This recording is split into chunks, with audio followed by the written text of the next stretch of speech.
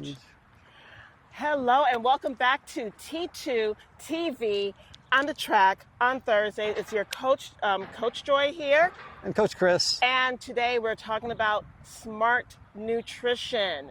Now, we're not talking about fueling when we're doing our runs. We're talking about before and after. So, long run Saturdays. Before, that night before, you're thinking about what is your dinner. You really want to try to steer clear from the very fibrous vegetables because you know what? Gastrointestinal distress. Runner's trots. You don't want that. So what you want to look more so is your simple carbs, your pastas, your if you're not a pasta person or you have gluten sensitivity, rice or quinoa with a protein, whatever your protein of choice. It could be tofu, it could be chicken, it could be fish. Something that you know that's going to work for you. But then also thinking about the morning of. A lot of people skip breakfast. They skip that meal that morning. But guess what? Would you drive your car on an empty tank?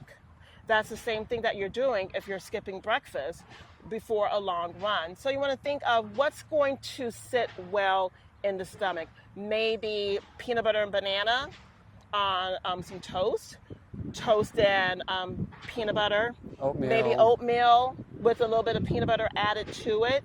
Something that is going to sit well in the stomach. Again, trying to stay away from the fibrous vegetables or fruits because again, gastrointestinal distress and trying to find a restroom before your long run, it's not fun. Yeah, I say it's figuring out your poop schedule, figuring out your morning routine. You want to figure that out of what you're going to do on race day, because on race day your gut's going to be a little nervous. You know, things might not sit as easily as they normally do. But if you practice a routine, both potentially for the dinner the night before with more simple carbs as your meal, you know, rices, pastas, that sort of thing, figure out exactly what you want to do. Some people actually like to plan to do like the same restaurant, you know, the same ingredients, the same oils, the same everything. Some of our runners like always doing just Chipotle for dinner the night before because it's something reliable that you can find in different cities. So whatever your dinner plans are going to be for race day, think about that ahead of time, plan what you're going to do, and practice that for your long runs. Mm-hmm. And then like Joy mentioned, in the morning, I call it the 3-2-1 taper. Figure out what you are going to taper down with in terms of fuel to ensure you're starting the runs with a full tank of gas. And the 3-2-1 taper is quite simple. If you're waking up as early as 3 hours before a race would start, in the long runs, it might only be like an hour or two before your long run starts, take in 100 calories for every hour. So 3 hours before, you can take up to 300 calories. Mm-hmm. And that could be like a bar, like a 200 calorie protein bar and a banana. That's 300 calories roughly. Or 2 hours before, get up to an additional 200 calories in. So maybe that would be the banana and a bottle of Gatorade. Yep.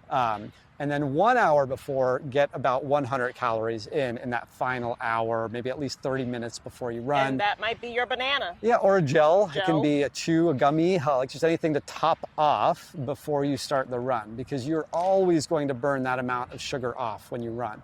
If you're running for an hour or more especially, right, you want to get this routine down in training so it's not something new on race day.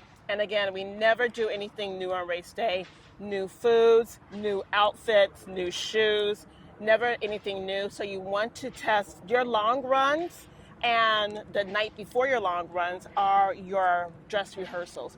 What is going to work for you? Yep. And the other thing, so I should preface too, a disclaimer, we are not registered dietitians. No. So if you do have any special needs, if you know about food intolerances, sensitivities, or if you have questions about that stuff, we can direct you. We have a lot of both sports nutritionists, which have a good knowledge level of diet and nutrition and planning your meals and that sort of thing. But ideally, we recommend working with a registered dietitian and also someone who has a specialty in sports dietetics, sports nutrition. And we have several local RDs that we work with for that. So if you want a referral for full meal planning and figuring out any issues you're having with your fueling and your nutrition, let us know and we can refer you to somebody. But the one additional tip I wanted to give is also on post-workout nutrition and getting in the good habit of always getting in some calories within that 30-minute window right after a run. And it doesn't have to be a lot, but if you find that you're very depleted and then you're just craving every piece of sugar you can see after a run, you don't want to just eat that sugar and end up with a blood sugar roller coaster, and that might make you overeat a little bit.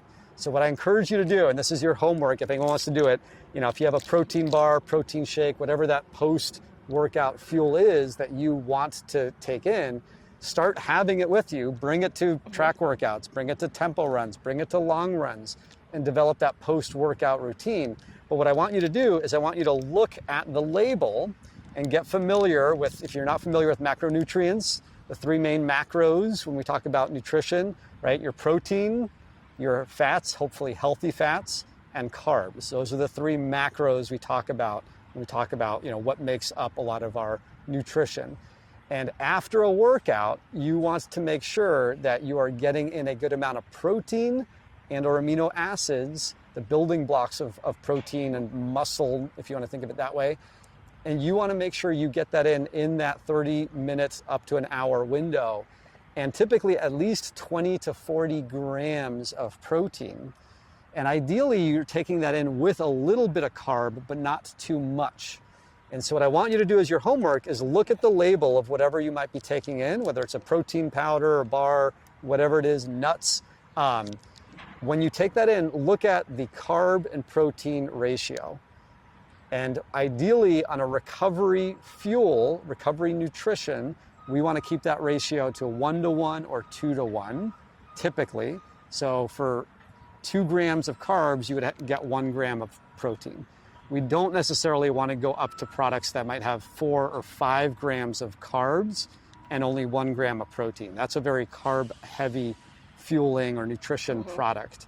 So during a workout, yes, we want the high carb stuff. We don't want a lot of protein. But after the workout, that's when we want that ratio to change to ideally a 2-to-1 or 1-to-1 ratio of carbs to protein.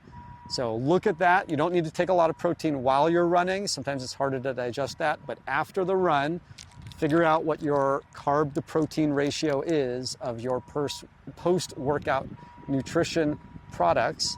And I want you to post and let us know. Share a photo, maybe. It can be a good fundraising update. Or what's your favorite post-race snack? Yep. Or post-run, post-workout snack?